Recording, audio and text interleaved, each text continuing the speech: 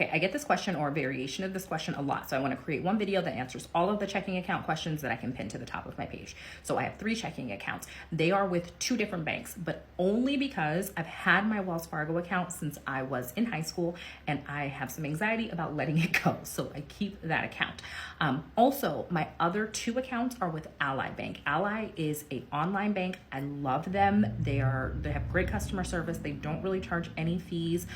The only downside with Ally is that they are an online bank. They do not have a brick and mortar like bank that you can go into. So it is helpful to have a traditional bank if you use them, because if I want to like deposit cash, I can't do that with Ally. So I deposit it into my Wells Fargo account and then I can transfer it into my Ally account. So that is helpful for that reason. And so of my 3 checking accounts, one is a deposit account. All of my money goes into that account. So my direct deposit, my side hustle money, any money coming into my life goes in through that account.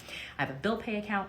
That account, I only keep $50 at a time in. There's never more than $50 in that account unless it is designated for a bill. So every 2 weeks when I do my budget, I transfer exactly what I need for bills into that account. And there's always about a $50 budget, buffer in there in case I forget about something or there's an unexpected expense that comes up.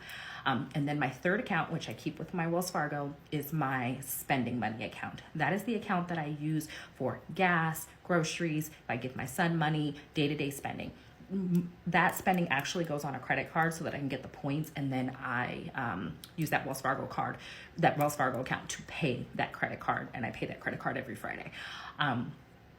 So those are my 3 checking accounts. I keep them at 2 separate banks, but really it's only because I have a long relationship with Wells Fargo and I want to keep that relationship, but it does come in handy when I want to deposit cash. Other question I get a lot about having my checking accounts and being a zero-based budgeter is, do I zero out my accounts? Yes. My deposit account, you should have $0 in it by the time I am done budgeting and paying what needs to be paid. My bill pay account should have a $50 buffer in it. And that's only because sometimes things come out that I forget about, or I sign up for something. I just like to have that extra $50 just so that I don't have any like NSF fees or anything like that. And then my spending account, the goal is to zero that out. I usually don't, because I do over budget in my discretionary spending so that I have enough. And then at the end of the month, whatever's left in that account, I usually make an extra credit card payment for, because I know that money doesn't have a job yet, or had a job, didn't get used for that job. So that's how I use my checking accounts.